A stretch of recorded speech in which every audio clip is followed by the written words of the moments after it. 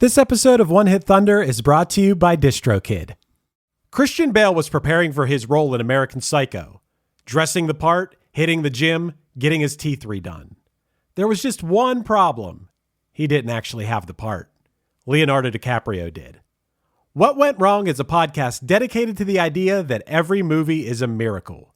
Join Lizzie Bassett and Chris Winterbauer every other week as they unearth the chaos and humanity behind Hollywood's biggest flops and most shocking successes. They aren't here to dunk on your favorite films. They're here to celebrate movies. As the New York Times said, they're movie industry people who truly love films and the people who make them. Listen to What Went Wrong wherever you get your podcasts.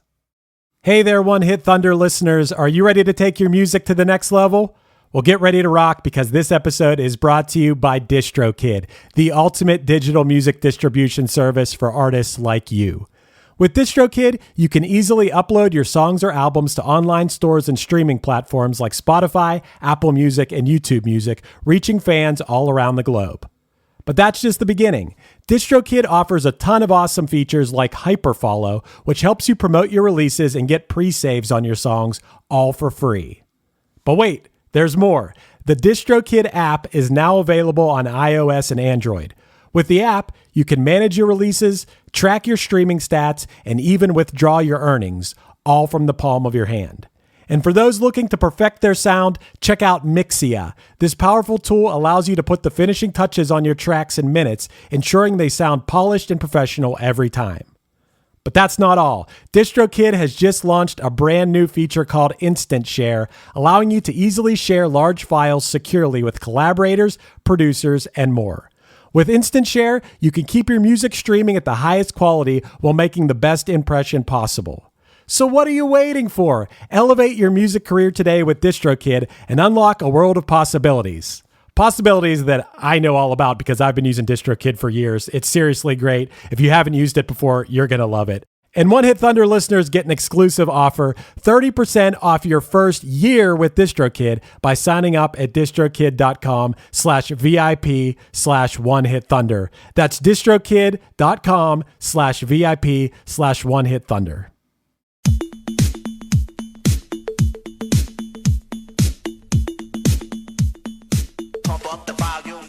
Few artists embody the term one-hit wonder more than Mars, a collective that only recorded 2 songs but forever changed music history with Pump Up the Volume. This sample-heavy track may seem unremarkable in modern times, but in the late 80s, it was groundbreaking, pushing the boundaries of sampling, shaping house music, and earning a Grammy nomination along the way. In this episode, we dive into the song's impact and the legal controversies that surrounded its release.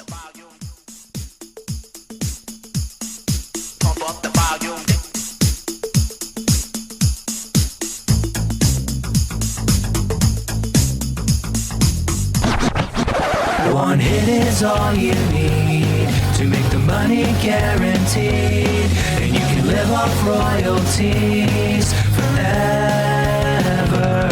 And it makes me wonder, is it just a wonder, or is it one-hit thunder? Matt, I had punchline practice until pretty late last night, and then I got home, and I had to watch The White Lotus and Righteous Gemstones before I went to sleep, so I had a late night. So this morning I had an alarm set, but I was having dreams that I slept through our recording. And what was especially weird about it was that we had a guest. We don't have a guest today, but we had a guest in my dream. I don't know who it was, but his name was Dick, and he was pissed. Well, maybe it was Buckethead. As we know, Buckethead is always silently here when it's just you and I. Welcome. Welcome, well, Buckethead. the good news for you, Chris, well, I don't know. I don't know if it was easy or not. This band, this group, might literally be the most definitive one-hit wonder artist we've ever talked about, because this song is like basically 50% of their entire output as an artist. That's right. Today we are talking about Mars, spelled M-A-R-R-S, which I was, first of course I know this song, but I think I know the same 5 seconds of the song that most people would know. It's just the part that goes, pump up the volume. dance, dance. And that's about it. Well, and as I dug deeper and deeper into this, it reminded me of another artist we've talked about. This seems a lot like the proto Avalanches. You know what I mean? Like controversial group for how heavy their samples were, like a collective of DJs.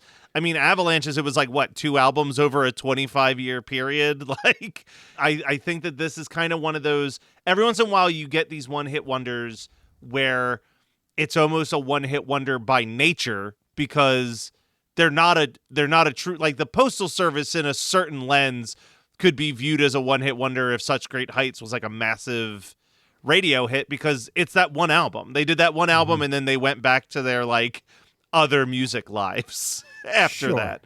Sure. Yeah, this is a collective of people. There's one thing I wanted to start with here is the phrase pump up the volume. Now, a few years later, one thing I thought was really surprising, this song's from 1987. I wouldn't have guessed. I thought this was like a 90s song, 1987. And I wondered, had the phrase pump up the volume been used before? A few years later, I think 1989 or 90, there's a Christian Slater movie called Pump Up the Volume. And I'm thinking, why pump up the volume? Wouldn't it be like turn up the volume or something else? What about pumping up the volume? And I couldn't find another use of the phrase pump up the volume before the song. Of course, however, that part of the song, the pump up the volume, the memorable part of this song is actually sampled from an Eric B. and Rakim song from like this same year or maybe a year earlier. So were they the first to use that phrase? I couldn't find anything earlier. I would say that I think that Eric B. and Rakim were the same, but it also makes me think of the song that I get this confused with all the time, which is Pump Up the Jam. Pump Up the Jam. Yeah, that's about 1991 or so. That's Technotronic. So around this time, people just wanted to pump up the music. And of course, many years later, Matt, we would get pumped up kicks, which I think has nothing to do with pumping up volume. But we did get the Black Eyed Peas Pump It, which also sampled the opening to Pulp Fiction. Oh, so we also at some point in the maybe late 90s, mid to late 90s, we got MC Hammer's Pumps in a Bump. Pumps in a Bump, yeah. I think that pumps. was referring to shoes, right? Yeah, that's right. That's a type of like women's shoes, heels. But when it comes to basically blasting the music, or maybe it's because maybe the phrase pump is used because when you have something that's really like kicking bass, it's really like pumping, like your heart pumps. Maybe that's where it comes from. Your heart is pumping your blood, and when you're feeling the music, it's like a pumping feeling because it's along to a beat. There's a rhythm to it. So it makes sense. But I just you know what it also gives me a vision of is I think of like Jersey Shore where they would do the fist pump while they were dancing. Maybe that's another version of you're just pumping up the jam. You're like, yeah. Sure.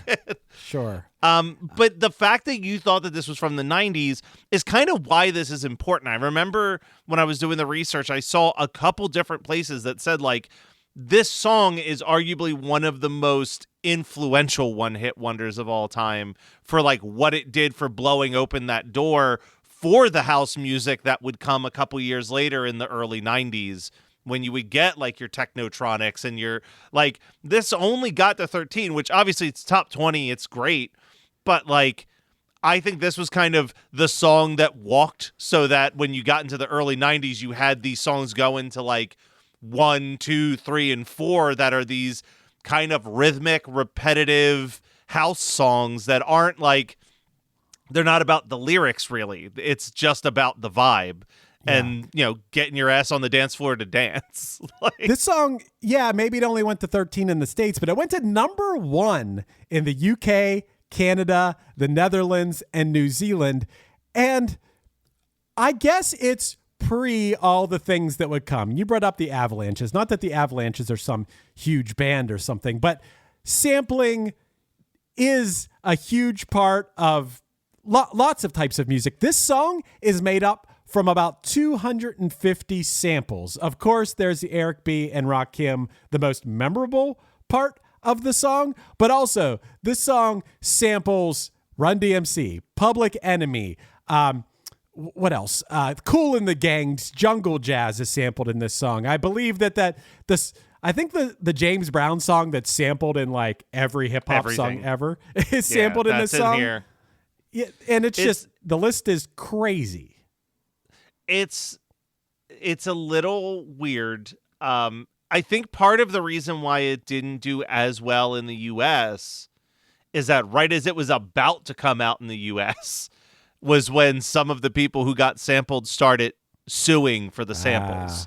Okay. I think it slowed down the push a little bit and caused a little bit of an issue. I did actually happen to catch, I was just scanning my notes, the Pump Up the Volume sample that we're talking about is taken from the song I Know You Got Soul from Eric B. and Rakim, and it says that was released just a few months prior that same year because they were label mates. So they were able to hear the song in advance and be like, oh, I want to borrow that. Oh, well, Eric B. and Rakim must have been label mates of somebody in the project or something, because this came out on 4AD, which is like that's what I mean. They were label mates with somebody in that realm. Okay. And so did you know that the breakdown of how this happened is so weird to me, right? Okay. There were two groups, A.R. Kane and Colorbox, that were both like house bands. And they had this decision that, hey, let's join forces and be like this super group, right? I'm going to use an example in your world for a quick second. It'd be like if Punchline and Bayside decided, let's join forces and be a mega band, right? Okay. But then what happened was that you realized that the 10 of you could not get along at all in a recording studio situation. So instead of doing an album together, Bayside recorded one song, Punchline recorded the other song, and then you sent each other the song so that Bayside could remix the Punchline song and Punchline would remix the Bayside song. That's basically what happened, was that it was supposed to be these two groups coming together. They couldn't get along and then just decided to record their own solo music. So this song is primarily a Colorbox song. Okay. And what the guys in A.R. Kane did was lay down guitar riffs over top of it. So when you hear like that guitar kind of noodling over top of the song, that's the contribution from A.R. Kane. The other song is an A.R. Kane song that Colorbox added some stuff to. And I'm going to be honest, song kind of sucks. This is definitely the better of their two songs. For a reason to me. Yeah, the other song's called Anatina, The First Time I See She Dances. And it's a lot more, it's like a moodier, more dissonant song. It's not like the upbeat thing. I do got to say, Pump Up the Volume, and I guess this is like you're saying, man, this is ahead of its time. There would be a lot of electronic music that would come along by the time the 90s came along that was... that took what this did and did a lot more with it. Because when I hear this, I think it's impressive that they got 250 samples together and made this song, but also it's boring. Don't you find this song boring and repetitive and just, I don't know, too long? So this is, I think of the Prodigy, right? So the group Prodigy had an album in the early to mid 90s called Music for the Jilted Generation. And the big single on that was a song called Voodoo People. And I feel like Voodoo People is the most comparable song I can think of in my mind to Pump Up the Volume, because that song is just a constant repetitive sample of someone going rock the house in over and over and over again with like just a very heavy bass and drum. And it is like a 7-minute long song. And that's what most of that first Prodigy album sounds like. And that's kind of what I think house music was.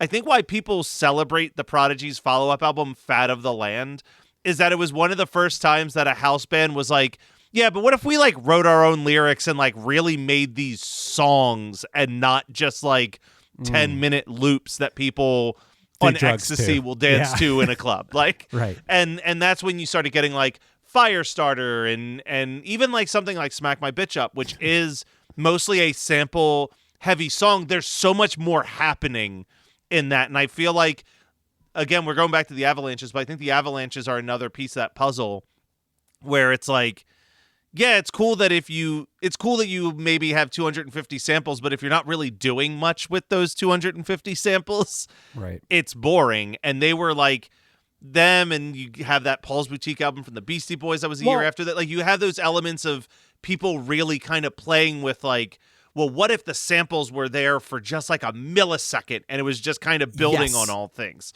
Yeah, I just saw recently a video of, I forget which Daft Punk song it was, but it was incredible. It was a video that took apart like a 10-second clip from a Daft Punk song, and there were like 8 different songs all sampled on top of each other that made this fluent, great sounding thing. But it was sampling, like, I'm talking like one word from this song, and then one little synth hit on this other song, and like putting them all together to create this cohesive thing where you would have never been able in your mind to just decipher what those things were if it wasn't for this video. And yeah, I think that's where things got taken. I mean, Daft Punk, I think, is a really good example of, they're a great example for that. Took what Mars did many years earlier and just made a more musical thing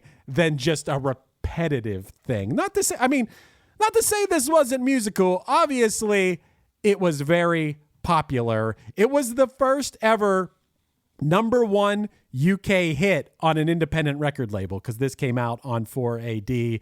I keep coming back to Eric B. and Rakim because we're never going to be able to do an episode about them and they're so important to hip hop. Well, sure. They only had one song that cracked the top 40. It went to #9. It was Friends, which was a Jody Watley song that they were just featured on. Their other song that cracked the Hot 100 was Juice, Know the Ledge, and that only went to number 96 in March of 1992. So we're not going to be able to do an episode about them. This is their closest thing, and it's, I mean, I listened to the song that this is from, I Know You Got Soul by Eric B. and Rakim. It's funny. I mean, of course, it's just mid-verse that the music cuts out for that one line, that pump up the volume, and that made this song. It makes me wonder, like, is this pre the artist that's being sampled getting any royalties?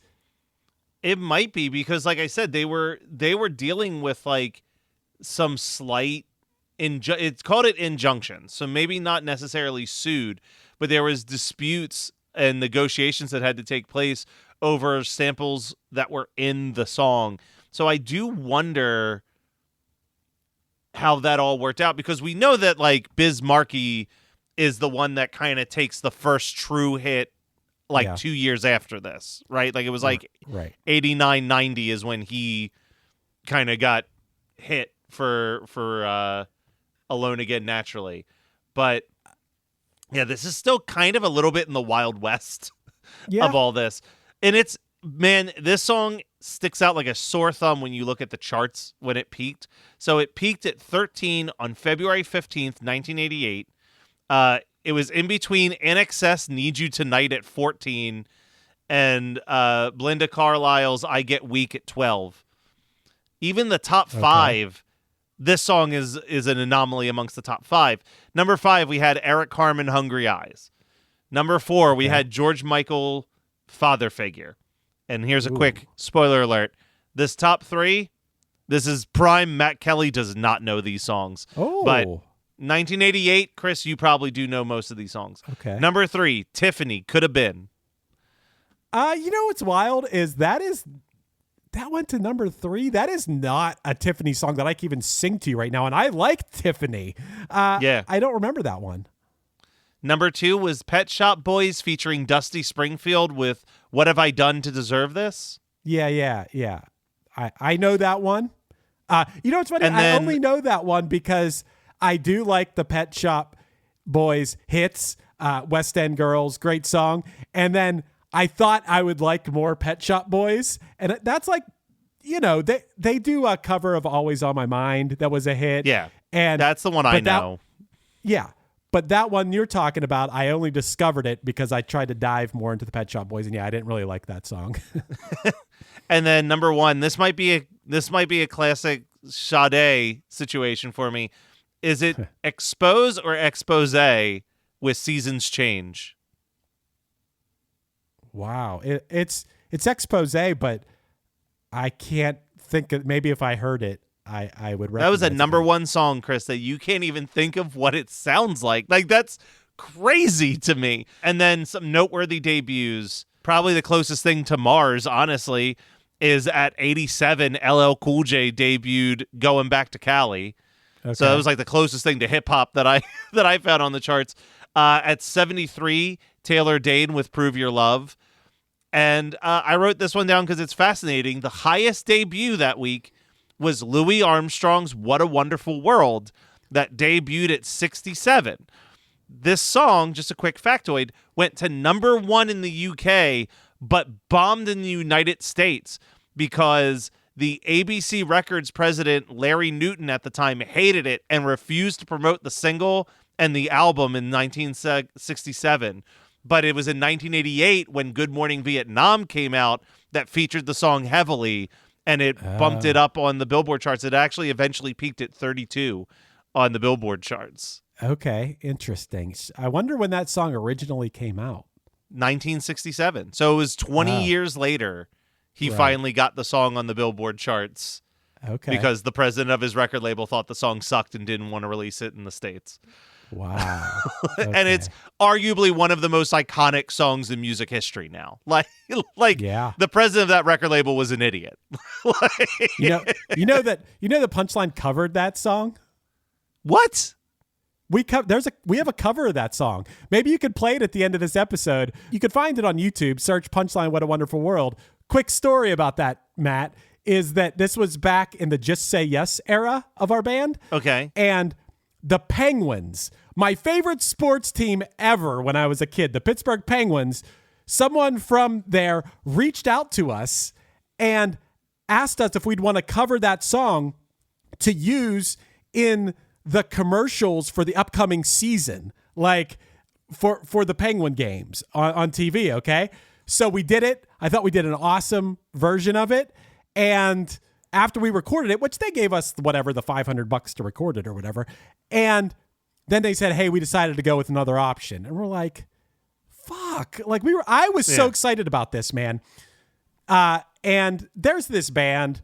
I always hold this grudge against them because of this. It's not their fault. They probably had no idea. There's this band from Pittsburgh called The Clarks, which are like, they're just like, I don't know anyone from outside of Pittsburgh who knows them, but they're very popular in Pittsburgh. They've been around forever. I respect them for that. They're not really my cup of tea. They're real like... I feel like you've mentioned this band to me okay. Anytime that I've been up in Pittsburgh. Yeah. I mean, I'm sure they're nice guys. I've probably met them a few times. I try not to hold this grudge, but I can't help it. But here's what's so funny is that year I went to the Penguins season opener. I'm in my seat. And the game's about to start. You know, it's the first game of the season. All the lights go down in the arena. And on the Jumbotron, it is this reel of highlights from the past season set to the Clarks version of What a Wonderful World. That was supposed to be our version. When you think about businesses that are selling through the roof, like Skims or Allbirds, sure, you think about a great product, a cool brand, and great marketing. But an often overlooked secret is actually the businesses behind the business, making selling and for shoppers buying simple. For millions of businesses, that business is Shopify. It's home of ShopPay, the #1 checkout in the world. You can use it to boost conversions up to 50%, meaning way less carts going abandoned and way more sales going through to checkout. Upgrade your business and get the same checkout Allbirds uses. Sign up for your $1 per month trial period at shopify.com/income, all lowercase. Go to shopify.com/income to upgrade your selling today. Shopify.com/income. If you had to pick one musical artist to listen to for the rest of your life, who'd you choose? Well, that's a fine thought. The rest of us would pick Willie Nelson. That's why I started the podcast One by Willie, a show in which I talk each week to one notable Willie fan about one Willie song that they really love. We've had guests you'd expect, like Miranda Lambert and Lyle Lovett, and others you might not, like Nick Offerman and Brene Brown. And what we've wound up with are uniquely personal looks at the life and art of a genuine American legend. I'm your host, John Spong. Y'all come check us out.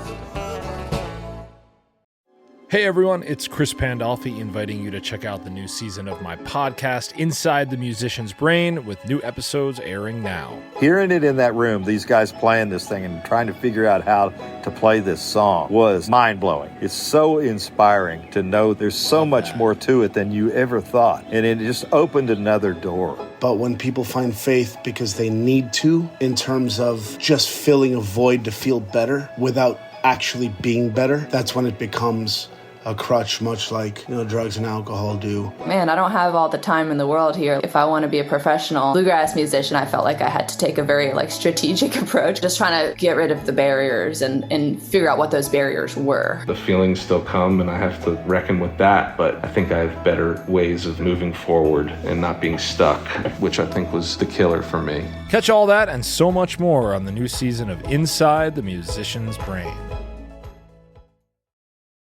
Introducing Internet Supreme Court, a new live stream show on Twitch and YouTube Live. Our dishonorable judges and highly partial jury, that's you, join to cast judgment. Every Thursday at 7 p.m. Eastern Standard Time. That's when we convene to debate the fate of memes and the weekly cultural zeitgeist. From the hottest trends to the dumbest controversies. Find out more at InternetSupremeCourt.com. Subscribe to Geekscape TV on Twitch or YouTube to get notified when we're live. InternetSupremeCourt.com. I remember weirdly, this was like a baffling thing, but you guys were on the Santa Claus Volume 1 with Icicles, as everybody, that's where people know your punchline song, Icicles. The second volume of that features a cover of What a Wonderful World by Scary Kids Scaring Kids. And That's there not is a no Christmas world song. where you can convince me that that's a Christmas song. Yeah, That is so that is like, hey, we're putting together this thing, this Christmas comp, and they had already recorded that for some reason. And we're like, use this. And then people were like, what? I don't know. Yeah, That- all that right, is I guess not- we'll put it on there. It was so confusing to me when I saw that on the track list. Speaking of things that are confusing to you, Matt, this is confusing to me. So Mars is this collaboration of A.R. Kane and Colorbox. Yes. But two DJs, Chris C.J. McIntosh and Dave Durrell, were recruited by Mars to take care of the sampling. I'm so confused.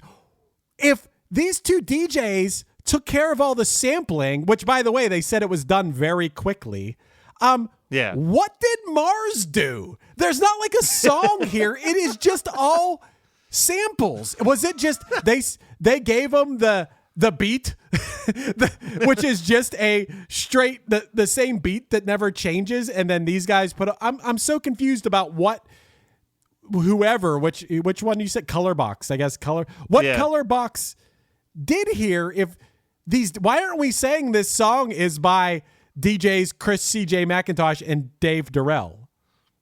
No clue on that. Yeah. That's baffling. Something interesting, though, Matt, about Dave Durrell, the DJ Dave Durrell, he has another claim to fame. Do you know what it is?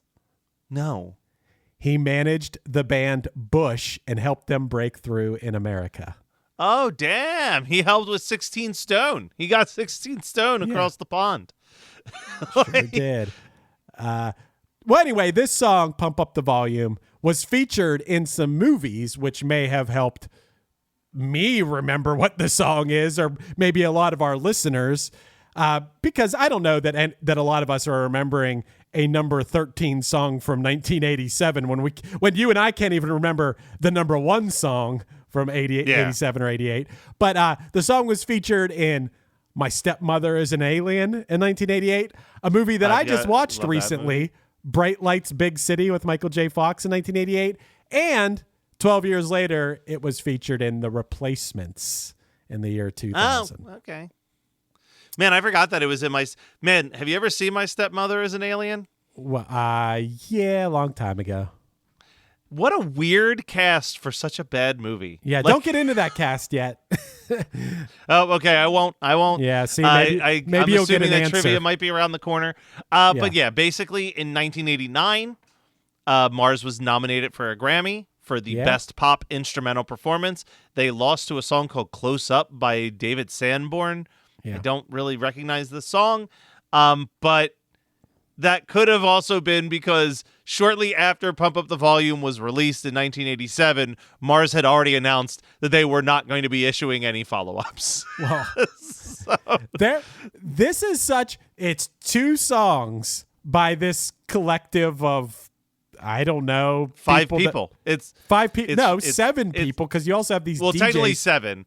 Yeah, because Mars is the first letter of each of the band members' names. Right. And the only other thing I wanted to mention, Matt, because this group is called Mars, even though it's spelled differently. You know, you hear sometimes people talking about going to Mars and traveling to Mars, and I always think to myself, like, what are you talking about? Like, it's got to be absolutely freezing there, unlivable. Like, what? I mean, obviously you can't breathe the air or whatever, but I was really shocked. I never knew this. A little fun fact for people. Of course, you're not going to be able to breathe on Mars, but did you know that it's like a cold desert world and its temperatures range? This was shocking to me. They range from about 68 degrees Fahrenheit, about 20 degrees Celsius at the equator. So it's like a nice temperature, down to at the poles of Mars, it's minus 243 degrees Fahrenheit, about minus 153 degrees Celsius at the poles. But I was shocked that it's basically like if you could breathe and the conditions were right there, that if you were at the equator, it's like a normal temperature. I would have guessed it would have been like minus 1,000 degrees Fahrenheit or something. Like I didn't know that it was like a almost livable temperature there. I actually weirdly thought the opposite, which I thought that it was like insanely hot. I thought that was why it was the red planet, was that it had like a lot of like gases that raised the temperature to like inhumane levels. But that's crazy that like if you could breathe the air, it would just be like a nice spring day if you were at the equator of Mars. It's further away from the sun than Earth, so that's why I thought it would have been freezing cold. But anyway, I just thought that was something interesting about Mars. Do you want to play a game? I do. Is astronomy part of the game? No, I should have made that a question. Matt, I think you have a chance. There's 7 questions. I honestly think you have a chance of getting all 7. All right. Well, is it the 2 points, 1 point situation? Yeah. 2 points if you get it without the multiple choice. 1 if you get it with. What's your target goal here on 7 questions? 80s are rough for me, so I'm going to say 8 points. That I'll get at least 1 question with no multiple choice, and then might need multiple choice more often than not. Okay. Question 1. 3 years after 4AD Records released Mars Pump Up the Volume, they released the album Pod by this band, which was recorded for $11,000 by Steve Albini in Scotland. Is that the Breeders? You got it. Told you, 2 points. You might get another 2 points here, Matt. In My Stepmother is an Alien, what actress plays the titular alien? Oh, farts. Give me the multiple choice. When I hear it, I'll remember it. Wow. A, Gina Davis. B, No. Kathleen Turner. C, Kim Basinger. Or D, Sigourney Weaver. It's C, Kim Basinger. Yeah. Right. I was all ready for like an Allison Hannigan question who plays the daughter, or a Dan Aykroyd question who plays the father. I totally blanked on who the mother was. All right, you got 3 points. All right. In the movie Bright Lights, Big City, the main character Jamie Conway, played by Michael J. Fox, is left by his model wife Amanda, played by who? So I've never seen this one, so I'm going to go multiple choice and just hope for the best. It's on Tubi. You should watch it. It's like a real ridiculous, like cocaine 80s movie. Love it. All right. A, Molly Ringwald. B, Phoebe Cates. C, Brooke Shields. Or D, Demi Moore. I mean, it's really, I have no clue, but I'm going to randomly guess. Let's go Brooke Shields. That is incorrect, Matt. It was she was in everything around this era. It was Phoebe Cates. That was my second option. I was between those two. Damn it. All right. All right, you got 3 points after 3 questions. In 1990, a movie titled Pump Up the Volume starring Christian Slater was released. At one point in the movie, while DJing his pirate radio station, he plays the song Wiener Schnitzel by what band? Descendants. This is one of my favorite movies of all time. I love Pump Up the Volume. Yeah. He also plays a Beastie Boys song that has never been released publicly. Oh, like you can't. He plays a random Beastie Boys song that it's not on the Pump Up the Volume soundtrack. It's not the only way you can listen to the song is in the movie Pump Up the Volume. Well, here's a song for my close personal buddies back east, the Beastie Boys. This is a song that was so controversial they couldn't put it on their first album. Bet a little nightlight. Well, chilling on the corner this one time. Cool at the party and running line. Smoking my crack, saying my rhyme. Count my back just to pass the time. Met a young girl through some base. Her boyfriend beef, he was on my case. Took her to the place, threw the mattress in her face. Shot one boy in his fucking face. All right, you got 5 points. All right. In January of 2012, 4AD Records signed this Vancouver-based artist whose child has unfortunately showed up in the news lately against her wishes. Vancouver artist, child has shown up against her wishes. Can you give me the multiple choice? A, Grimes. B, FKA Twigs. C, Lana Del Rey. Or D, Carly Rae Jepsen. It's A, Grimes. It sure is. Yeah, I was you know what I was distracted by, honestly, was I'm not sure if you've heard the latest single that was released by your boy Kanye. Oh. But yeah, he did a song with Diddy and his daughter Northwest on the same track. So my mind was like going to that because I'm like, that's also like fresh in my head. But yeah, obviously it's Elon Musk's wife, Grimes. All right. Okay, you got 6 points. Going into question 6. In May of 2018, this artist performed the song Saturday on SNL, despite never releasing an actual studio version of the song. In that same episode of SNL, they also performed a song that went on to win Song of the Year at the Grammys. Fuck. Multiple choice, because I remember this happening, but I can't remember who it was. I'm still waiting for that song to come out. A, Bruno Mars. B, Ed Sheeran. C, Billie Eilish. Or D, Childish Gambino. Fuck. It's Billie Eilish, right? That's incorrect. God damn it. It was Childish Gambino. Played That's this song. why I know that. Barb's played me this song. It's in that movie. What's it called? Guava Island, or I think. Yes, Guava Island. She had me watch Guava Island, which has the song in it, and the song fucking rules. It's the best song in the whole damn movie. Dude, it is such a good song, and his performance of it on SNL is so good, and it's like, it's almost like it would be like Island Michael Jackson song or something. Like Yeah. it is so good. And you can find the performance from the Guava Island movie with Rihanna. You can find that on YouTube, but all the SNL performances of it have been scrubbed from YouTube. Like, that's annoying. I don't understand like why he wouldn't release this song. Because I feel like it would be a number weird one song. guy. I love Donald Glover, but he is like a weird man with that stuff sometimes. I seriously think it would be like a number one summer hit. It is such a good song.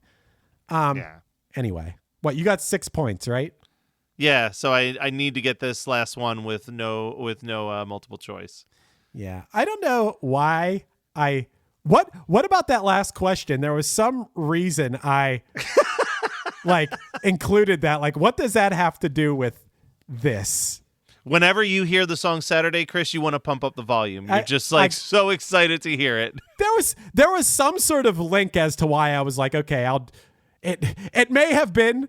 It honestly may have been when I was making these questions. This is how little that Mars has related things to it. Is this may have come up on a sidebar on YouTube when I was like looking for something. Okay, this one does have something to do with Mars in a roundabout way. What is Bush's highest charting song on the Hot 100? Ooh, okay. I feel like this is probably obvious. I'm going to go with Glycerine. You got it. Yeah. It went to number. But man, it only went to number 28. That's the thing. I was like, that feels like the obvious answer, but like they had a ton of hits on alternative rock radio, but I don't know how well any of those songs may have did as a crossover songs. Yeah. While we're talking about that real quickly, I do think that it's on our Facebook page. This is a great time to just plug, hey, find our Facebook group. There's always chatter going on. Did you catch the Better Than Ezra One Hit Wonder debate that happened across two different pages? Yeah, I saw that it was happening, and I actually would think of them as a one-hit wonder because I only know the song Good. But I know we've talked about this before, and when I looked it up, they had other songs that were hits. I think it's a factor of Good peaked at 30, which isn't like that dramatically high in the grand scheme of things. And all of the lesser singles that didn't get into the top 40 are in like the lower 40s. So I just don't think it's like that insane of a distance of like if Good was like a number 5 song and then all the other singles were like in the 40s, I'd be like, yeah, this counts. But Good didn't really perform that well either. Bush's Glycerine did better than Good by Better Than Ezra. Well, of course. I mean, I would have thought Glycerine was at least a top 10 song. That was a big that song. was an everywhere song. Remember when Gavin Rossdale performed that song in the rain at like the sexiest performance that's ever happened, Chris? What was that? It was like an MTV Spring Break or something like that.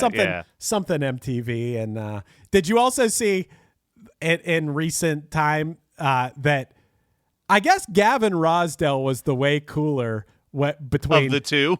Between Gavin Rossdale and Gwen Stefani.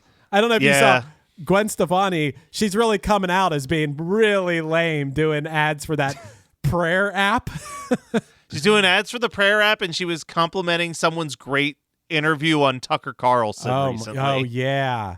Jeez. What a fall from grace. Gwen Stefani. I saw a video of someone getting their Gwen Stefani tattoo removed. Like the actual laser removal process of removing a Gwen Stefani tattoo. Chris, obviously the rambling means that we are near the end of our discussion of Mars. Look, I think that this song's super important. I think it's a song that really did a lot for the history of house music. And all that to say, I still think it's a bit of a blunder. Yeah. I would be fine never hearing this song again, and you don't need to flip the record over and hear the other song. Like that's part of our whole equation here is like, do you need to dive deeper into Mars? You absolutely do not need to do that. Trust us. You need to know that 5 seconds of the song, which is Eric B. and Rakim. Go check out Eric B. and Rakim because you might find some great and influential hip hop. As far as Mars goes, you're good. Yeah. The latter half of the 90s, Obama chaired the Chicago Amateur Challenge. Weekends include lilies are green, red roses too. I see them bloom for me and you, and I think to myself, what a wonderful world. This has been One Hit Thunder. One Hit Thunder is hosted by Chris Fafalios of the band Punchline and produced by Matt Kelly of Geekscape.net. Underneath me, you're hearing Punchline's cover of What a Wonderful World. Our podcast is on Patreon, so find us at patreon.com/OHT podcast for early access to episodes, bonus conversations, and a chance to vote on future songs for us to cover. Make sure that you rate, review, and subscribe to us on any podcasting app, and tune in next week for more One Hit Thunder. They're really saying, I love you. I hear babies cry, I watch them grow. They'll learn much more than I'll ever know. And I think to myself, what a wonderful world. Yeah, I think to myself. You're listening to the Geekscape Network.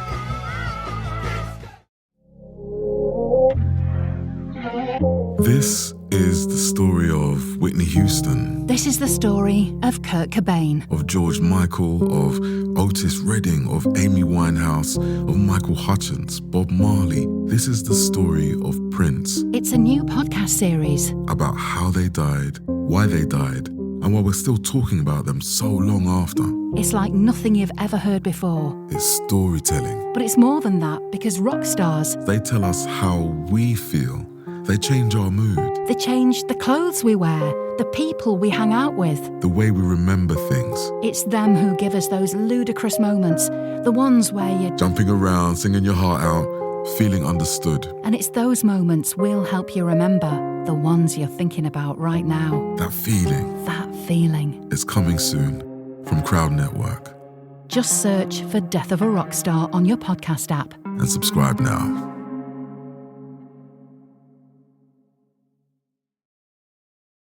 Hi, I'm Daniela Clark. I'm Barbara Ann Wild. And we are the Honest AF Show. Our podcast is real, honest conversation with our celebrity friends and pros. Covering our anything but average rock and roll lifestyles. All while tackling the hell that is aging and the battle of beauty. Oh yeah, nothing is off the table. The Honest AF Show is available wherever you get your podcasts.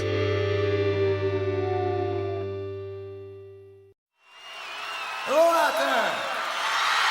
Hi, I'm Hal Schwartz. And I'm Flynn McLean. We want to tell you about our podcast, None But the Brave, which is dedicated to taking a deep dive into the work of Bruce Springsteen. We're currently in our 5th season. Our latest episodes focus heavily on Bruce's 2024 tour and have featured such guests as Anthony Castrovince from MLB Network and Barstool's Kirk Minahan. We're also covering the 40th anniversary of Bruce's biggest record, Born in the USA. And as part of that, coming up this week, Uprock's cultural critic Stephen Hyden returns to the show for a fascinating hour-long conversation about his new book, There Was Nothing You Could Do, Bruce Springsteen's Born in the USA and the End of the Heartland. To listen, you can go to our website, mbtbpodcast.com, or subscribe on your preferred podcasting platform. We hope to see you further on up the road. Thank you so much. We'll be seeing you.